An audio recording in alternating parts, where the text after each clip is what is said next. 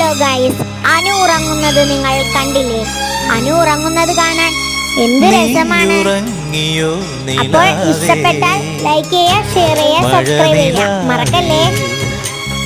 പെയ്തിറങ്ങി വാ തുളുമ്പും മിഴിതലോട ഒരു താരാട്ടിൻ